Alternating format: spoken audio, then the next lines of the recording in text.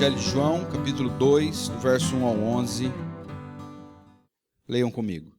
3 dias depois, houve um casamento em Caná da Galileia, e a mãe de Jesus estava ali. Jesus e seus discípulos também foram convidados para o casamento. E tendo acabado o vinho, a mãe de Jesus lhe disse: eles não têm mais vinho. E Jesus lhe respondeu: mulher, que tenho eu contigo? A minha hora ainda não chegou. Então sua mãe disse aos atendentes: fazei tudo o que ele vos disser. Perto dali havia 6 talhas de pedra, usadas para a purificação dos judeus, e em cada uma cabiam entre 180 e 120 litros. Jesus lhes ordenou: enchei de água as talhas, e eles as encheram completamente. Então lhes disse: tirai agora um pouco e levai ao responsável pela festa. E eles assim fizeram. Quando o responsável pela festa provou a água transformada em vinho, não sabendo de onde viera, embora o soubessem os atendentes que haviam tirado a água, chamou o noivo e lhe disse: todos servem primeiro o vinho bom, e quando os convidados já beberam bastante, servem o inferior, mas tu guardaste até agora o melhor vinho. Este sinal, em Caná da Galileia, foi o primeiro que Jesus fez. Ele manifestou a sua glória e os seus discípulos creram nele. Vamos orar mais uma vez. Senhor, nós te agradecemos, Pai, pela tua palavra. Te agradecemos, ó Deus, pela oportunidade de ouvirmos a tua palavra.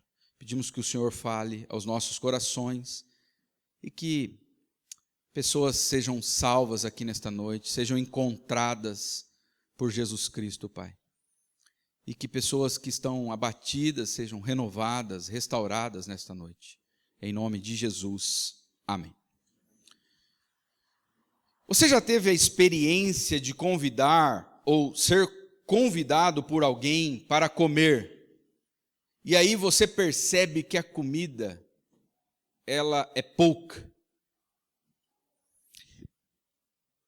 E isso pode acontecer por vários motivos. Às vezes por falta de experiência. Eu me lembro uma vez que eu fui jantar na casa de um casal, e quando eu cheguei lá, tinha uma panelinha assim de arroz. Aí eu pensei, pode ser uma indireta, para eu comer menos, né? Eu falei, só essa panelinha aí não dá nem pro cheiro, né? Mas eu percebi que era falta de experiência. Às vezes a gente não está muito acostumado a receber pessoas em nossas casas e aí acaba fazendo pouca comida. Pode ser também que alguém está treinando para ser MasterChef. Vocês já viram aqueles pratos de cozinheiros famosos? O prato é grandão e aí tem só 2 grãos de feijão e 2 de ervilha, né? Então pode ser que a pessoa está treinando para ser MasterChef, ela quer te impressionar e ela faz aqueles pratos, né? Que o prato é grande, mas o conteúdo é pequeno. Pode ser também, isso às vezes acontece, você convida alguém para vir na sua casa, e aí ele chega com mais pessoas. Você convida um amigo, aí ele traz 10 primos dele. Meus primos estavam me visitando e eles vieram do Ceará.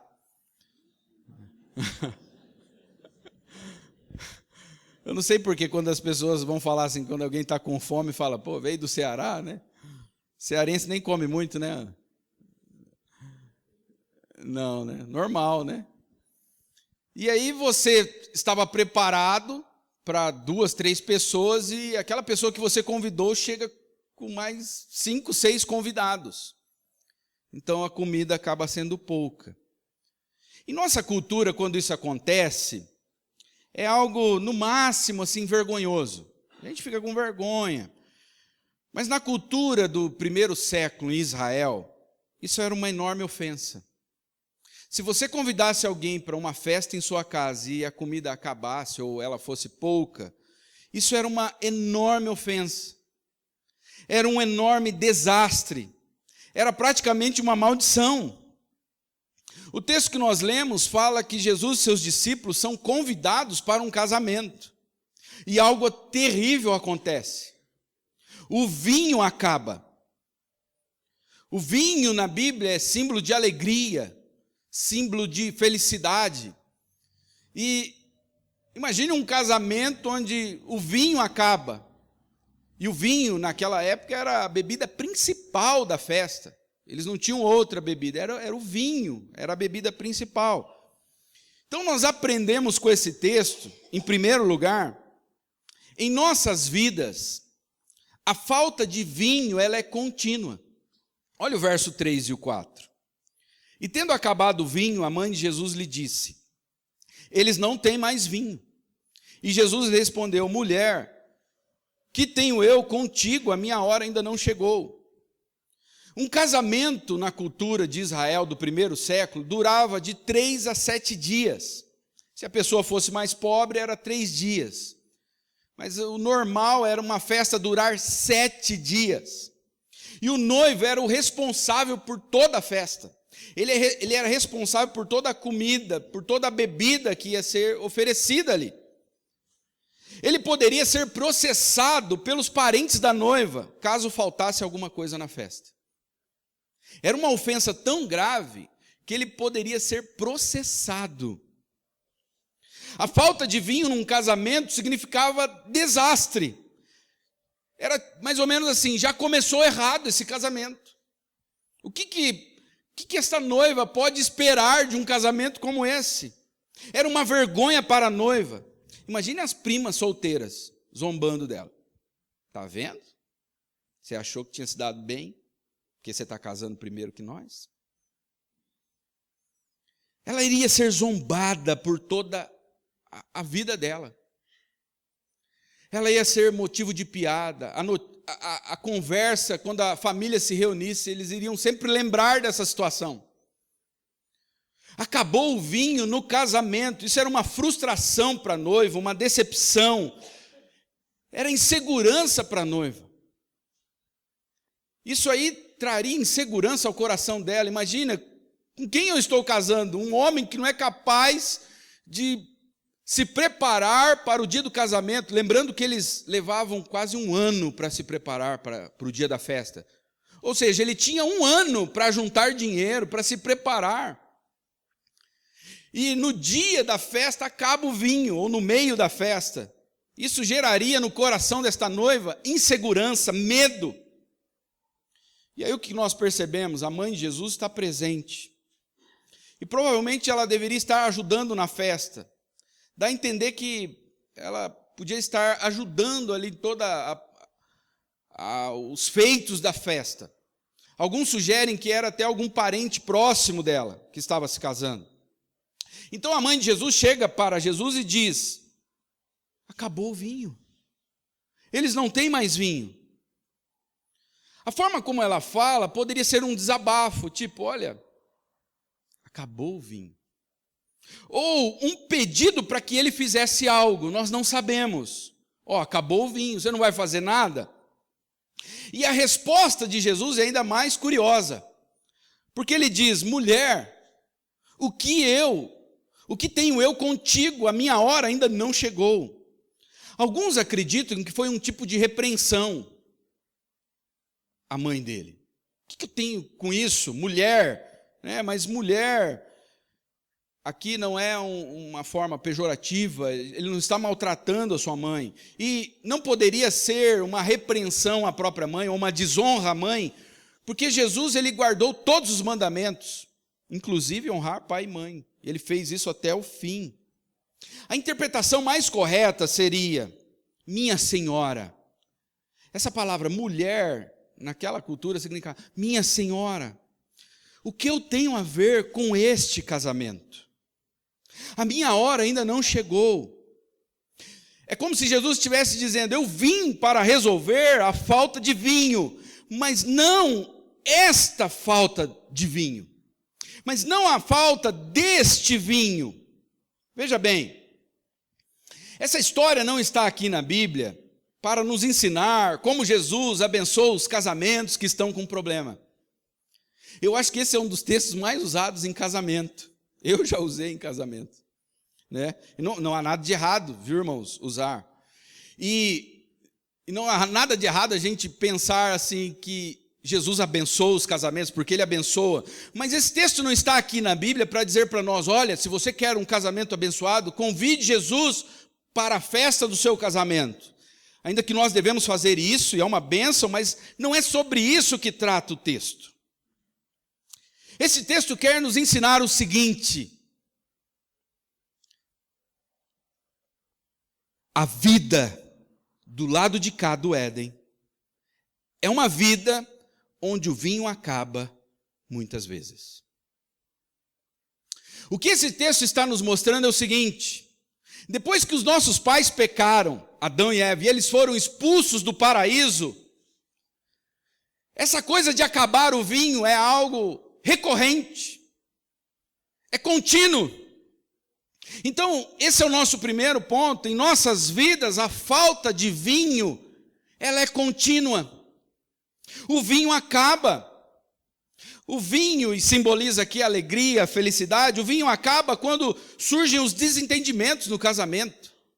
E às vezes isso começa ainda na lua de mel. Os primeiros desentendimentos. O vinho acaba ainda no namoro.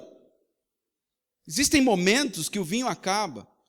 Quando surge aquela dificuldade no emprego, o emprego que você tanto queria, agora você está empregado e começa a ter dificuldades ali com o chefe, com um colega de trabalho, e aí você percebe que aquilo que era uma alegria para você, aquela festa de ter arrumado emprego, agora se tornou, agora acabou o vinho. Essa é a sensação. A gente percebe que o vinho acaba quando o filho está doente, o seu bebê está doente, e você, às 3 horas da madrugada, você tem que ir para a fila do hospital, porque ele está com febre. E aí você percebe que o vinho acabou. Quando o adolescente está em crise, quando o carro vive quebrando, a sensação é: o vinho acabou. Quando a infiltração, ela começa a aparecer nas paredes da sua casa, e a sua casa é nova, você acabou de construir, e aí começa a dar uma tristeza, você fala: o vinho acabou.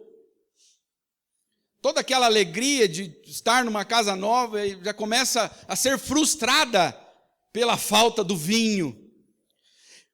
Você percebe que o vinho acabou quando você recebe o resultado de um exame médico e o resultado não é favorável.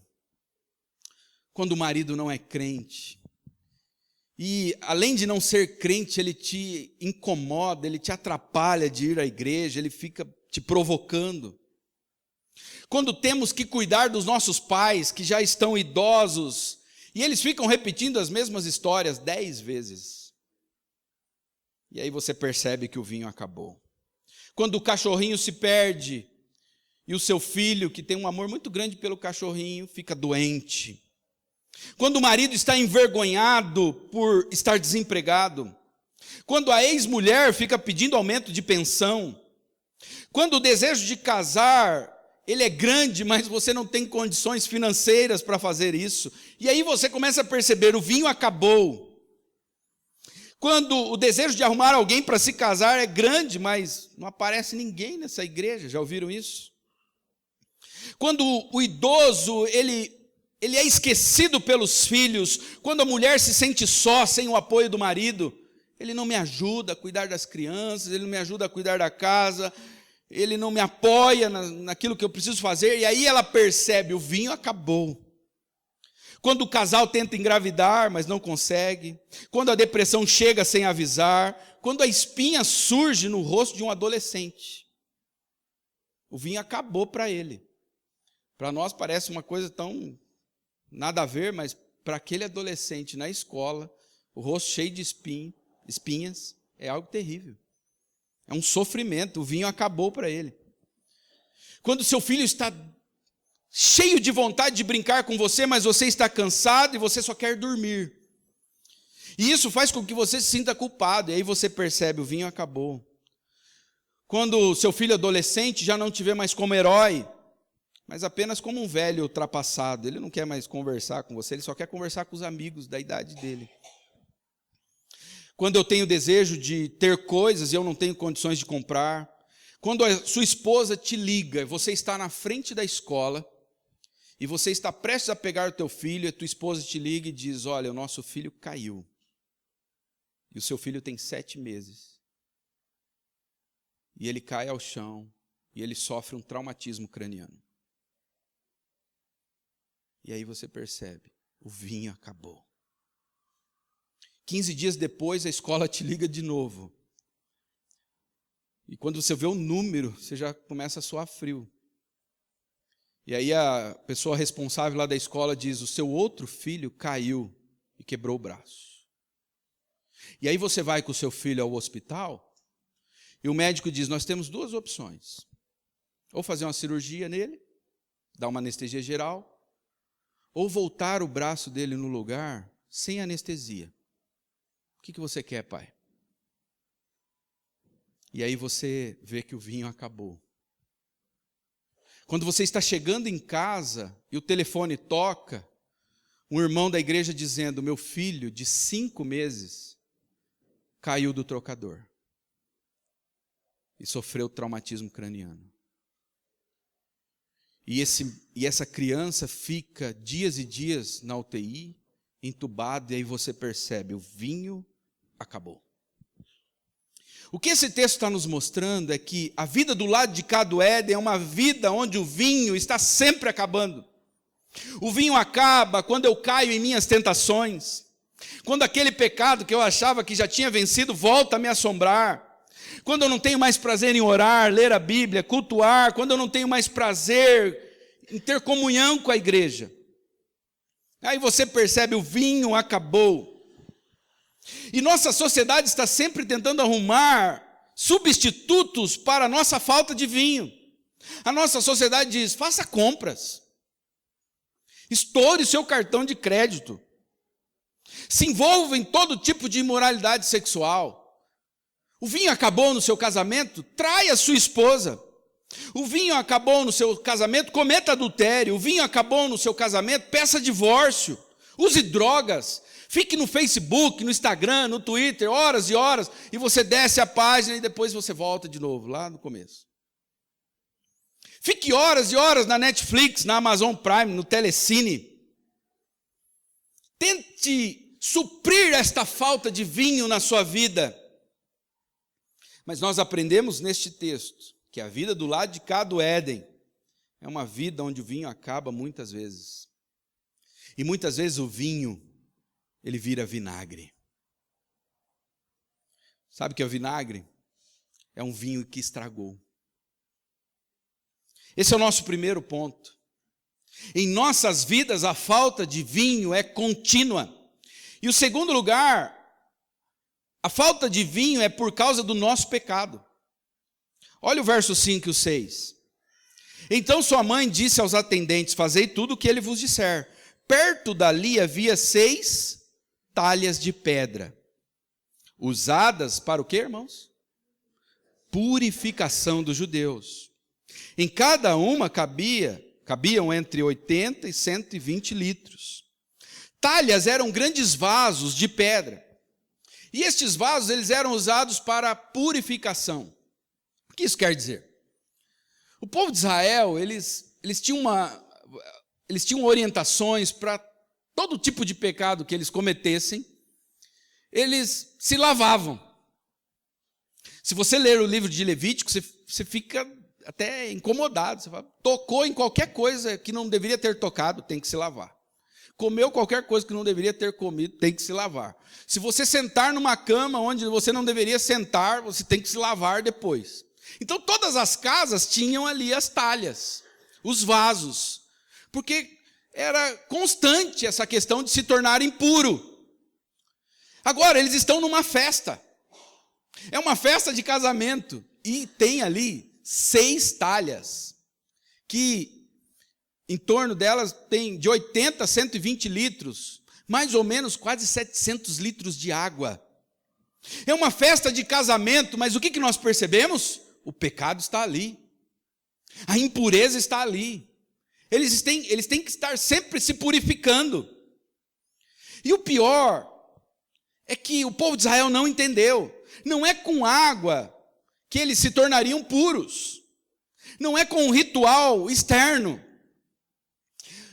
Esse ritual foi dado apenas para mostrar para eles que eles eram impuros, mas não que eles seriam purificados se lavando com água. Era só para mostrar para eles o quanto eles eram sujos, que fora do Éden a vida é assim. E porque os nossos pais pecaram, então agora em nossos casamentos há impureza. Em nossas igrejas há impureza. Nós estamos numa festa que o culto é uma celebração a Deus, mas o pecado está aqui. O pecado está em nós.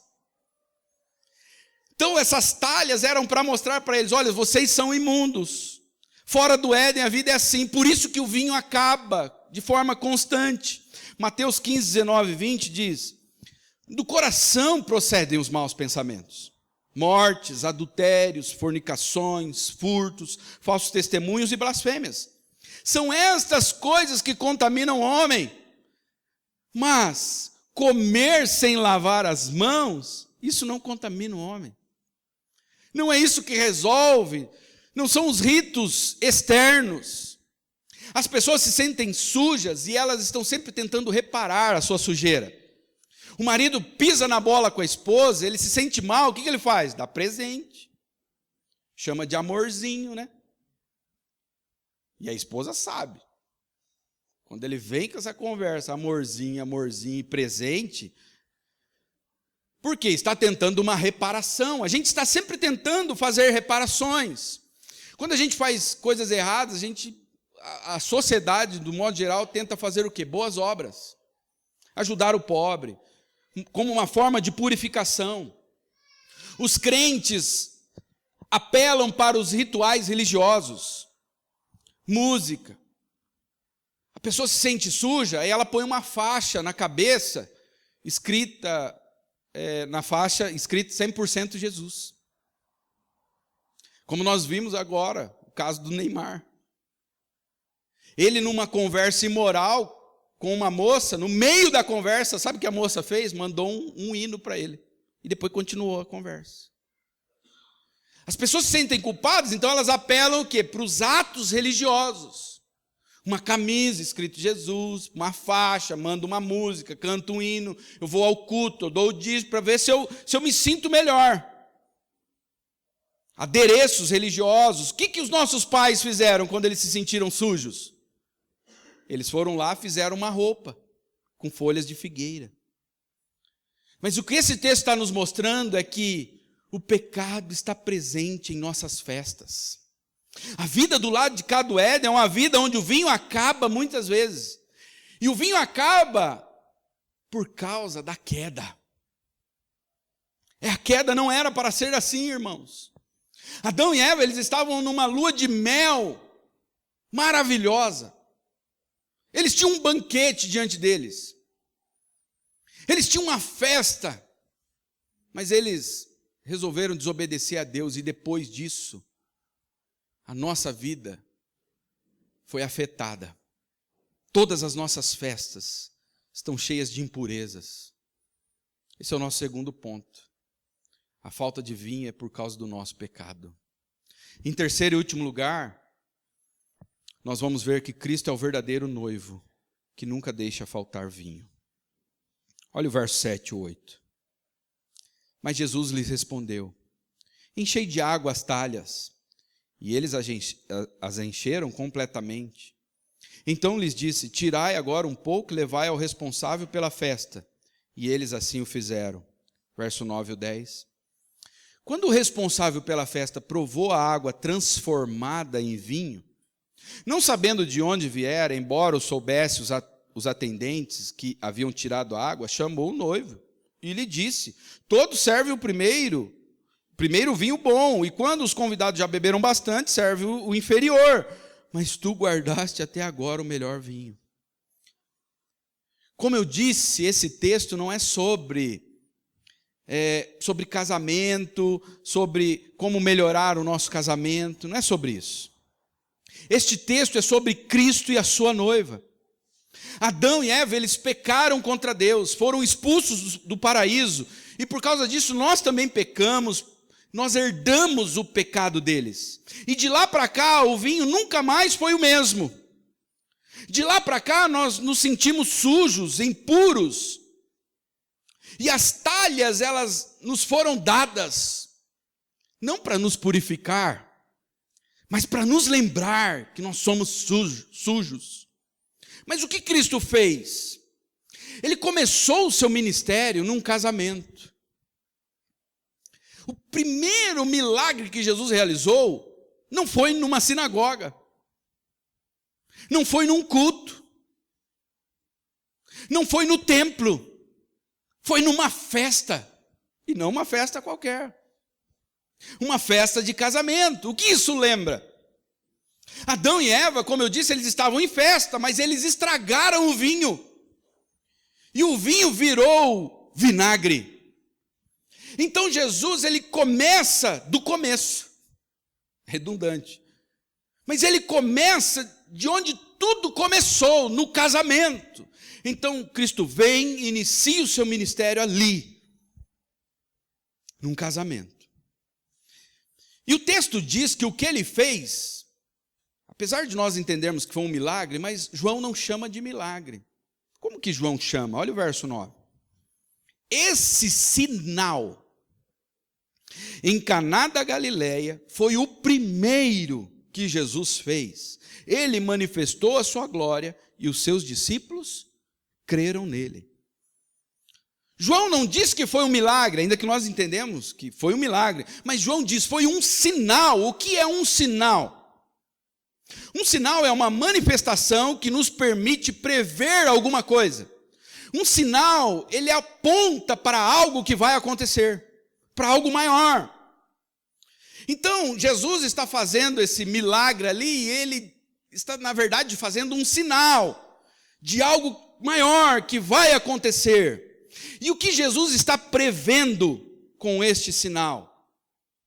Ele está prevendo o seguinte: um dia haverá um casamento perfeito, onde Cristo é o noivo e a igreja é a noiva. Sabe o que isso significa? Significa que o vinho nunca mais vai acabar.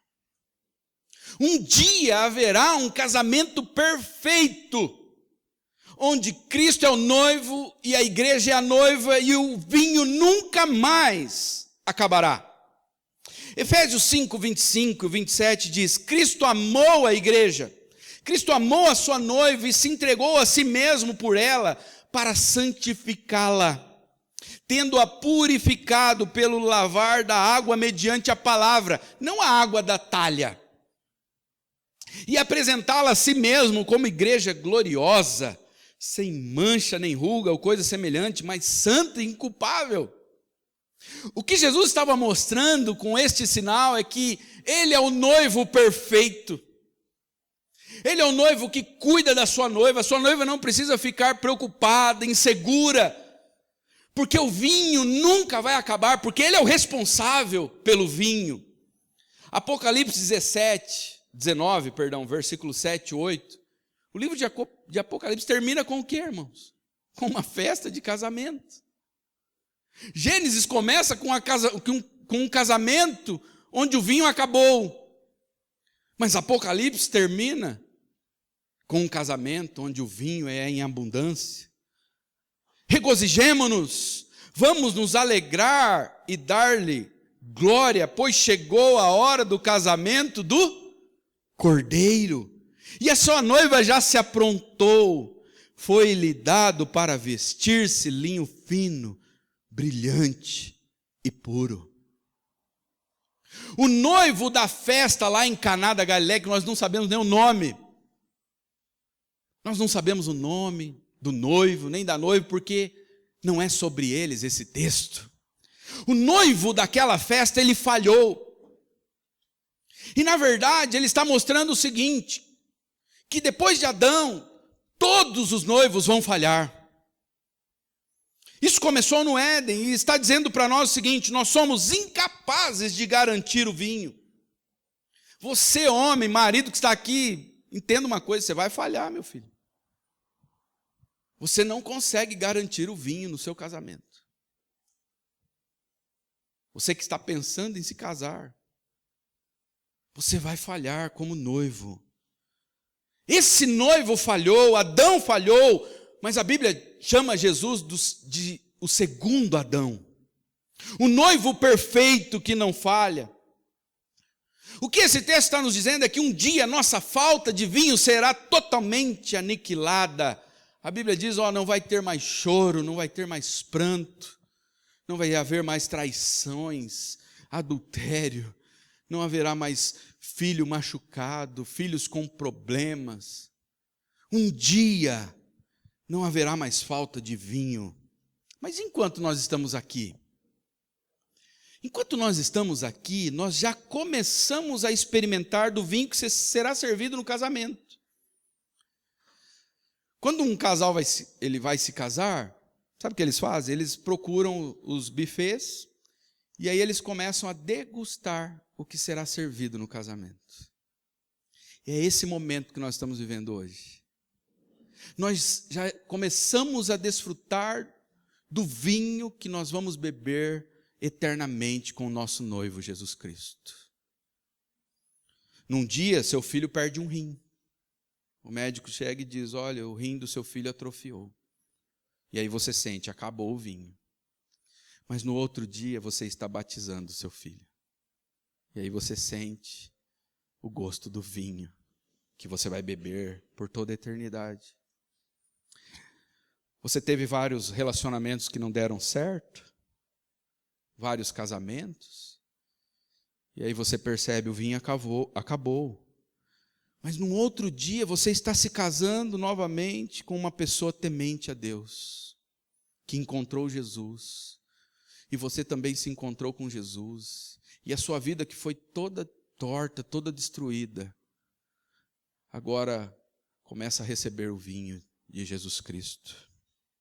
Num dia você chora por seu filho estar aprisionado no vício do pecado, e aí você percebe, o vinho acabou, mas no outro você vê o seu filho pregando o evangelho. Você percebe, num dia você pensa em dar cabo da sua vida, mas no outro você conhece a Jesus Cristo, e o vinagre da sua vida se transforma no melhor vinho. O que Jesus está nos mostrando com este texto é que a nossa vida ela vai alternar entre vinagre e vinho. Vinagre e vinho. Jesus também nos mostra neste texto que as talhas não serão mais necessárias. Sabe as talhas que eram usadas para purificação? O que Jesus fez com elas? Encheu elas de vinho. O que ele estava dizendo é, vocês nunca mais precisarão de purificação. Por quê? Porque o meu sangue purificou vocês para todo sempre. E por fim, entenda a verdade mais importante desta noite. O noivo era responsável pelo casamento. O nosso noivo é Jesus Cristo. Sabe o que isso quer dizer? Quer dizer que ele cuidou para que na nossa festa de casamento o vinho nunca acabe. Mas por causa do noivo ser o responsável pelo casamento, ele tinha que pagar por tudo aquilo. Não é como na nossa cultura que o pai da noiva paga hoje, né? Mas naquela época, o noivo tinha que pagar. Sabe o que isso quer dizer? Quer dizer que o vinho da nossa festa custou caro. Olha o que diz o Salmos 69, 21. Puseram fel na minha boca e para matar-me a sede, deram-me vinagre. Este é um salmo que nós chamamos de salmo messiânico, é um salmo profético que aponta para aquilo que aconteceria com Jesus. E vinagre é um vinho azedo, é um vinho ruim. E o que diz João 19, 20 e 30? Quando Jesus estava na cruz, olha o que diz, havia ali uma vasilha cheia de vinagre. Molharam no vinagre uma esponja, puseram a esponja num bastão de sopo e encostaram na boca de Jesus. Quando ele tomou o vinagre, disse: está consumado. Então baixou a cabeça e morreu. Sabe o que ele disse na cruz? Essa palavra está consumado significa está pago. A festa de casamento está garantida. O melhor vinho foi comprado. Ele pagou para que nós não ficássemos sem vinho. Mas para que nós não ficássemos sem vinho, ele bebeu do vinagre. E a Bíblia vai dizer que do Monte do Calvário, da cruz, do Gólgota, vinho jorrou dali. Isaías 25, versículo 6 diz: neste monte o Senhor dos Exércitos preparará um farto banquete para todos os povos, um banquete de vinho envelhecido com carnes suculentas e o melhor vinho. Isaías 25, 7 e 8 diz: neste monte ele destruirá o véu que envolve todos os povos, a cortina que cobre todas as nações, destruirá a morte para sempre. O soberano Senhor enxugará as lágrimas de todo o rosto e retirará de toda a terra a zombaria do seu povo. Foi o Senhor quem disse: não haverá mais vergonha, o vinho nunca mais se acabará, porque da cruz jorrou o vinho. Tem uma música que diz: te dou graças. Essa música diz o seguinte: o mistério da cruz eu não posso compreender, as agonias do Calvário, perfeito, santo Deus, seu filho esmagou, Jesus bebeu o cálice por mim. E aí ele continua dizendo: teu sangue lavou o meu pecado, te dou graças. Foi satisfeita a ira do Deus Pai, te dou graças. Teu inimigo fui, agora sento à sua mesa, a mesa da festa, a mesa do grande casamento entre Cristo e a sua igreja. E ele diz: te dou graças. Sabe o que isso quer dizer? Os preparativos da festa já começaram. E a pergunta para você nesta noite é: quem é o teu noivo? Cristo é o teu noivo? Se Cristo ainda não é o teu noivo, prove do vinho que Ele tem para te dar. Aceite este pedido de casamento que Ele está fazendo a você. Quem é o teu noivo? Se Jesus Cristo é o teu noivo, entenda uma coisa: o teu casamento está seguro e guardado. Vamos orar?